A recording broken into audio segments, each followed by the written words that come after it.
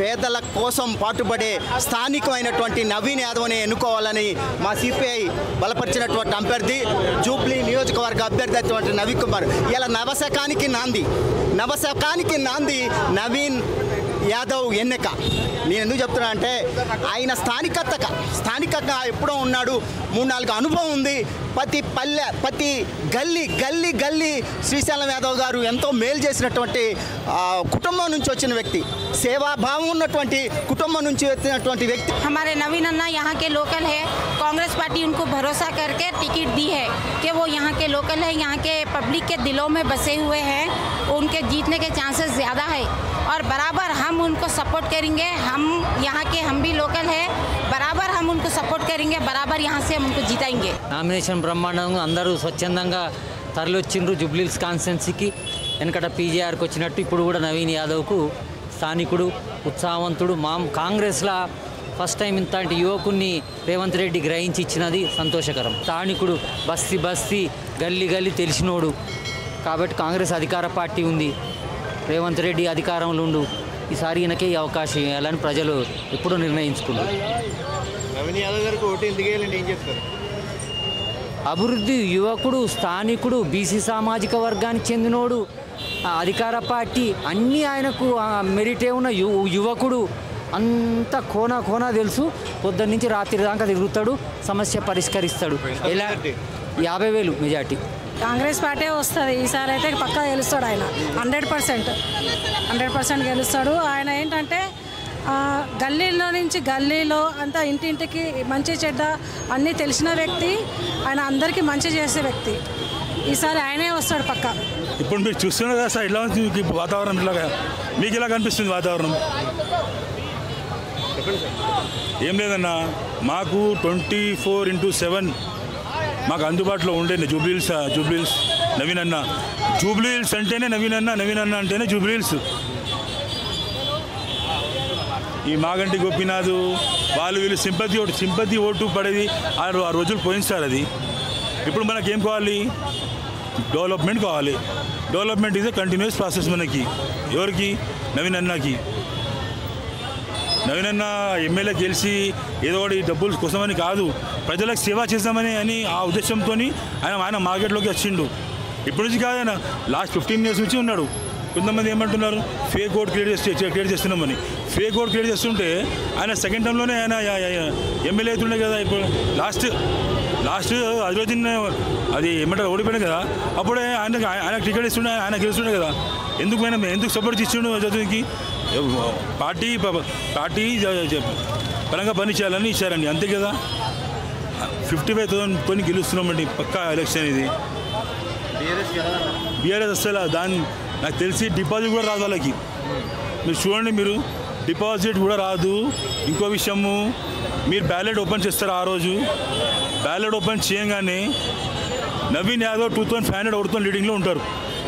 అంటే మేము మార్నింగ్ 8-9 నుంచే సంబరం స్టార్ట్ చేస్తాం. మేము ఫైర్ వర్క్స్ కానీ అది ఏమైనా కానీ మేము మార్నింగ్ 8-9కే మేము స్టార్ట్ చేస్తాం మేము సంబరం.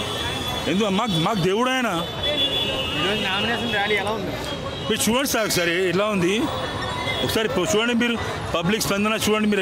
మీరు ఎలా ఉంది? పబ్లిక్ స్పందన చూడండి, మీరు ఎలా ఉంది? జబర్దస్త్ రెస్పాన్స్ ఉంది. ఇదంతా అయింది, అంత ప్రేమతో వచ్చిన వాళ్ళు. ఆ బిఎస్ వాళ్ళు లెక్క 200 రూపాయలు 500 రూపాయలు ఇచ్చి అట్లా రాలేదు. వాళ్ళు ప్రేమతోని సింపతితోనే వచ్చినారు అందరు. నవీన్ అన్న అంటే అందరికీ ఒక దేవుని లెక్క ఇక్కడ జూబ్లీహిల్స్లో. ఆయన జెన్యున్ పర్సన్ ఆయన.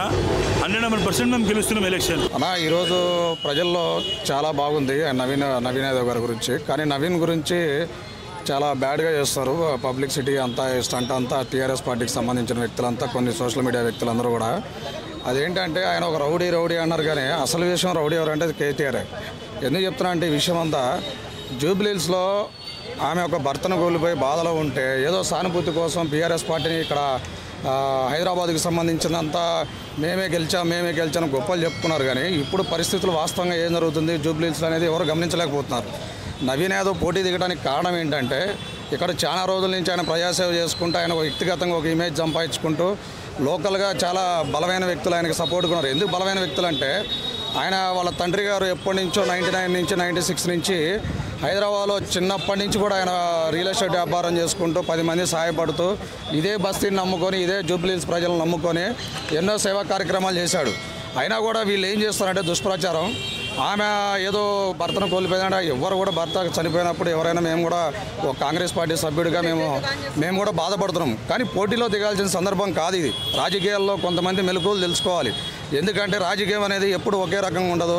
ఈరోజు ఒక రకంగా ఉంటుంది, రేపు ఒక రకంగా ఉంటుంది. ఇవాళ నవీన్ యాదవ్ని దింపడానికి ఒక కారణం ఉంది. ఎందుకంటే ఆయన యువకుడు, కాంగ్రెస్ పార్టీ అధికారంలో ఉంది, జూబ్లీహిల్స్ ప్రజలకు ఎంతో మేలు చేయగలుగుతాడు. అందులో ఎప్పటి నుంచో వాళ్ళ తండ్రి గారి మీద ఒక రౌడీ షీట్ అనేది నమోదు చేసి ఆయన రాజకీయంగా అనగదొక్కిన క్యాండిడేట్లో అన్ని రాజకీయ పక్షాలు ఉన్నాయి. ఒక రాజకీయ పక్షం ఆయన వ్యక్తిగతంగా ఇమేజ్ని డ్యామేజ్ చేసి లాస్ట్ గవర్నమెంట్లో కూడా 10 సంవత్సరాలు నవీన్ యాదవ్ని ఒక రౌడీ షీట్ ఓపెన్ చేసి ఈయన కూడా రాజకీయంగా అనగదొక్కాలని ప్రయత్నం చేసినప్పటికీ ఆయన విద్యావంతుడు, ఎంతో తెలివైనవంతుడు కాబట్టి అందరి సహకారంతో ఆ రౌడీ షీట్ అనేది తప్పించుకొని ఈరోజు ప్రజాసేవలో దిగాడు.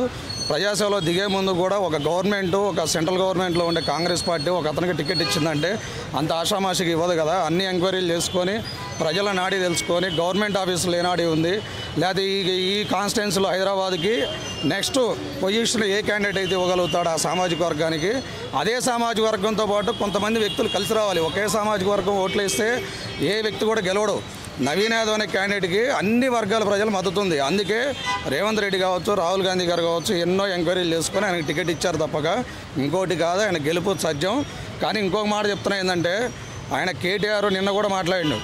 ఏం చెప్తున్నా అంటే జూబ్లీహిల్స్ అభివృద్ధి అనేది మాగంటి గోపీనాథ్తో జరిగింది, వీళ్ళంతా నిన్నగాక మొన్న వచ్చిన క్యాండిడేట్లు అన్నాడు. నిన్నగాక మొన్న వచ్చిన క్యాండిడేట్ కాదు ఆయన, ఎప్పటి నుంచో వాళ్ళ తండ్రి గారు అంతా లోకల్ క్యాండిడేట్లు. ఈ జూబ్లీహిల్స్ అనేది ఏర్పడక ముందు కూడా ఆయన పనులు చేసుకుంటూ కష్టపడి రూపాయి కూడబెట్టుకొని ఈరోజు ఒక ప్రజాసేవలో దిగాడు.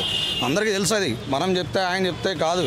ఫస్ట్ ఆయన కుటుంబ పాలన ఆయన చూసుకోమని. కవిత ఒక పార్టీ, రేపు హరీష్ రావు ఒక పార్టీ, కేటీఆర్ ఒక పార్టీలోకి వెళ్ళబోతున్నారు.